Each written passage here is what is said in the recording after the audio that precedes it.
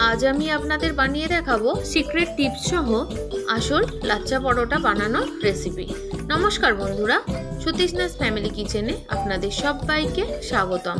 आमार आजकेर रेसिपि जोदि आपनादेर भालो लेगे थाके ताहले अवश्यई एकटा लाइक करे देबेन, एकटा छोट्ट कमेंटेर माध्यमे जानाबेन।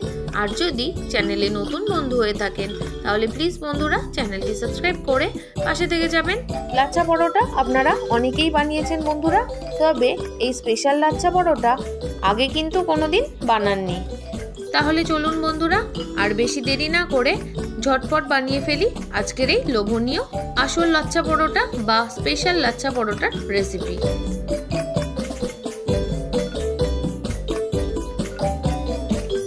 এখানে আমি নিয়ে নিয়েছি 4টে কাঁঠালি কলা, সাথে নিয়েছি 2টো বড় সাইজের ডিম, নিয়ে নিয়েছি এখানে 500 গ্রাম ময়দা। বন্ধুরা আমি যে মাপটা দেখাচ্ছি এই মাপটা কিন্তু ঠিকঠাক রাখলেই পরোটাগুলো কিন্তু একদম পারফেক্ট হবে। এবার আমি যে 4টে কলা নিয়েছি সেই কলাগুলোর খোসাগুলো ছাড়িয়ে নিচ্ছি।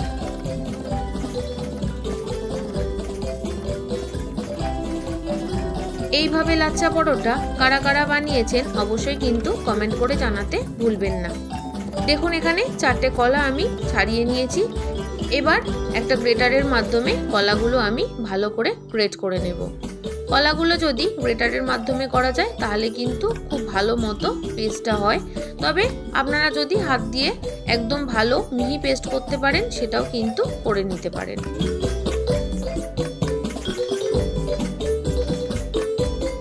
বন্ধুরা একবার যদি এইভাবে আসল লাচ্চা পরোটা বা স্পেশাল লাচ্চা পরোটা বানান আশা করি বারবার আপনাদের এইভাবেই বানিয়ে খেতে ইচ্ছা করবে, এতটাই দুর্দান্ত স্বাদ হয়।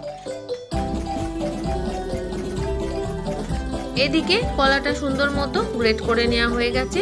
স্বাদের জন্য দিয়ে দিলাম 1.5 চামচের মতো চিনি।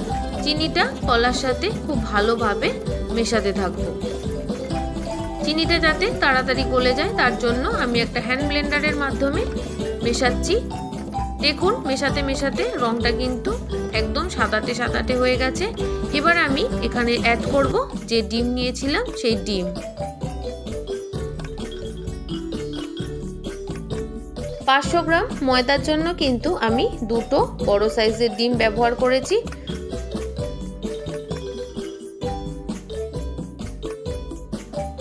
দুটো ডিম আমি ভেঙে দিয়ে দিলাম। এবার আমি আবারও বেশ খানিকক্ষণ সময় ধরে মোটামুটি 5 মিনিটের মতো সময় ধরে ব্লেন্ড করতে থাকবো।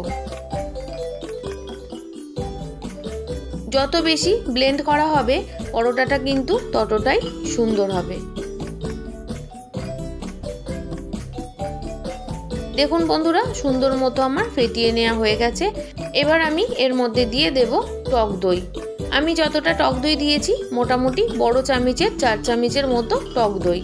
টক দইটা কিন্তু অবশ্যই দিতে হবে। এবার আবারও বেশ খানিকক্ষণ সময় ধরে ভালোভাবে ফেটিয়ে নেব।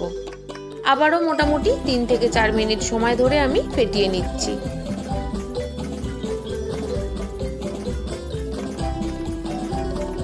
এবার আমি এখানে দিয়ে দেব একদম 1 চিমটির মতো বেকিং সোডা, সাথে দিয়ে দেব স্বাদ মতো নুন। তারপর খুব ভালোভাবে ব্যাটারটার সাথে মিশিয়ে নেব। ব্যাটারটা খুব ভালো মতো মেশানো হয়ে গেছে। এবার যে ময়দাটা নিয়েছিলাম সেই ময়দাটা অল্প অল্প করে দেব আর ব্যাটারের সাথে মেশাতে থাকবো।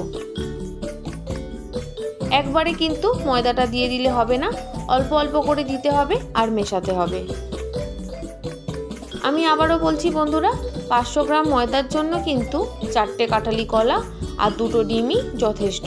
তবে অনেক সময় ডিম একটু ছোট বড় হয়ে থাকে, সেক্ষেত্রে আপনারা 3 থেকে 4 চামচের মতো লিকুইড দুধ ব্যবহার করে ময়দার ডোটা বানিয়ে নেবেন।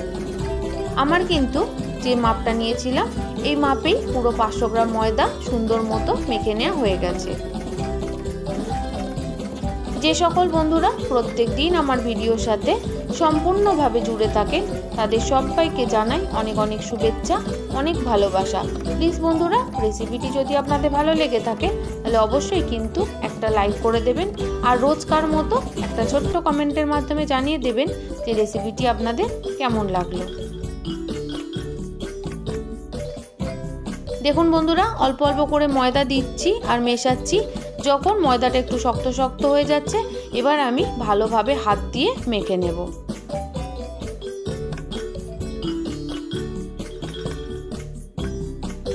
বন্ধুরা, এইভাবে যদি লাচ্ছা পরোটা বানিয়ে না থাকেন তাহলে অবশ্যই কিন্তু একবার এইভাবে বানাবেন। আশা করি আপনাদের ভীষণ ভীষণ ভালো লাগবে। বিশ্বাস করুন বন্ধুরা, দুর্দান্ত টেস্ট হয়।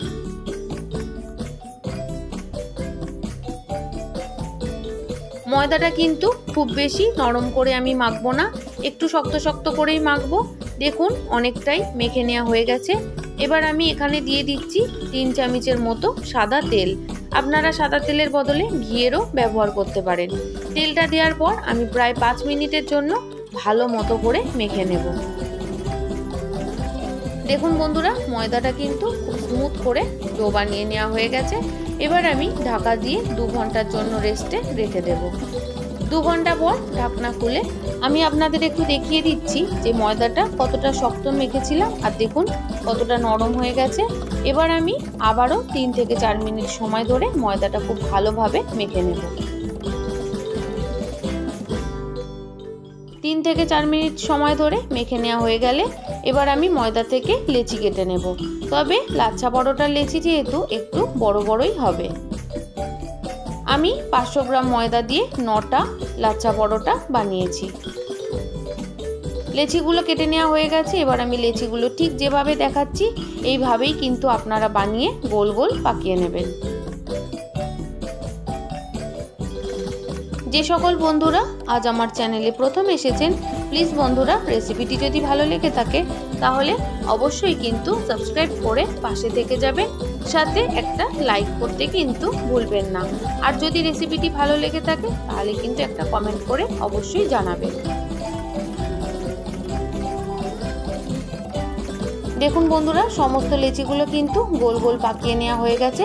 এবার লাচ্ছাগুলো বানিয়ে নেব। তার জন্য আমি প্রথমে অল্প একটু সাদা তেল দিয়েছি। এবার লেচিটাকে খুব পাতলা করে আমি বেলে নেব। আপনারা তেলের বদলে কিন্তু ময়দার গুঁড়ো দিয়েও বেলতে পারেন। আমার কাছে যেহেতু তেল দিয়ে বেলাটাই একটু সুবিধা মনে হয়, তাই আমি তেল দিয়েই বেলে নিচ্ছি। দেখুন পরোটাটা আমি সুন্দর মতো করে পাতলা করে বেলে নিয়েছি। এবার লেয়ারটা যাতে ঠিকঠাক হয় তার জন্য উপর থেকে আমি ছড়িয়ে দিলাম বেশ কিছুটা শুকনো ময়দা। তারপর আমি যেভাবে দেখালাম ঠিক এইভাবেই একটা ছুরি দিয়ে মাঝ বরাবর কেটে নেবেন। তারপর আমি যেভাবে দেখাচ্ছি এইভাবেই কিন্তু ঘুরিয়ে ঘুরিয়ে লাচ্ছাটা বানিয়ে নেবেন। বন্ধুরা, আপনারা তো অনেকেই লাচ্ছা পরোটা আপনাদের মতো করে বানান, তবে এই লাচ্ছা পরোটার টেস্ট কিন্তু সব থেকে আলাদা, দুর্দান্ত স্বাদ হয়। দেখুন একটা লাচ্ছা আমার বানানো হয়ে গেছে। আপনাদের বোঝার সুবিধার্থে আমি আরও একটা বানিয়ে দেখাচ্ছি। দেখুন বন্ধুরা, সেম ভাবে একটা পাতলা পরোটার মতো বানিয়ে নিয়ে ওপর থেকে শুকনো ময়দা ছড়িয়ে আবারও মাঝ বরাবর ছুরি দিয়ে কেটে ঠিক যেভাবে আগেরটা দেখিয়েছি সেই সেম ভাবে লাচ্ছাটা বানিয়ে নিচ্ছি। বন্ধুরা, এই লাচ্ছা পরোটার সাথে আপনারা কে কি খেতে পছন্দ করেন অবশ্যই কিন্তু জানাতে ভুলবেন না। আমি কিন্তু এই লাচ্ছা পরোটার সাথে চিকেন ভর্তা বানিয়েছিলাম, সেই রেসিপিও কিন্তু আপনাদের সাথে শেয়ার করেছি। কথা বলতে বলতে আরও একটা বানানো হয়ে গেছে। দেখুন এইভাবে আমি সবকটাই বানিয়ে নিয়েছি। সবকটা লাচ্ছা বানানোর পর 30 মিনিটের জন্য আমি আবারও ঢেকে রেস্টে রেখেছিলাম। এবার আমি পরোটাগুলো বেলে নেব। পরোটাগুলো বেলার জন্য আমি আবারও অল্প একটু তেল দিয়ে পরোটাগুলো বেলে নিচ্ছি। আপনারা কিন্তু এক্ষেত্রেও তেলের বদলে ময়দার গুঁড়ো দিয়েও বেলে নিতে পারেন। খুব বেশি চাপ দিয়ে কিন্তু পরোটাগুলো বেললে হবে না, হালকা হালকা করে চাপ দিয়েই পরোটাগুলো বেলে নিতে হবে। সাথে পরোটাগুলো খুব বেশি পাতলা করা যাবে না, একটু মোটা মোটা করে এই লাচ্ছা পরোটাগুলো বানাতে হবে। আমি আপনাদের একটু দেখিয়ে দিয়েছি যে কতটা মোটা আমি রেখেছি। এবার পরোটাগুলো ভেজে নেওয়ার পালা। তার জন্য আগে থেকেই আমি গ্যাসে চাটু গরম করতে বসিয়েছিলাম। এবার একটা একটা করে পরোটা সুন্দর মতো ভেজে নেব। অবশ্যই প্রথমে পরোটাগুলো ভালোভাবে দুই সাইড লাল লাল করে সেঁকে নেব, তারপরেই কিন্তু তেল দিয়ে ভাজবো। দেখুন আমার পরোটাগুলো কিন্তু দুই সাইড লাল করে সেঁকে নেওয়া হয়ে গেছে। এবার আমি 1 চামচের মতো তেল দিলাম, তারপর দুই সাইড একদম লাল লাল করে ভেজে নেব। এই পরোটা কিন্তু একটু লাল লাল করে ভাজা খেতেই বেশি ভালো লাগে। আপনারাও কি এইভাবেই খেতে পছন্দ করেন? অবশ্যই কিন্তু জানাবেন। দেখুন বন্ধুরা, দুই সাইড কিন্তু সুন্দর মতো লাল লাল করে ভেজে নেওয়া হয়ে গেছে। এবার আমি পরোটাটা তুলে নিচ্ছি। আপনাদের বোঝা সুবিধার্থে আমি আরও একটা বানিয়ে দেখাচ্ছি বন্ধুরা।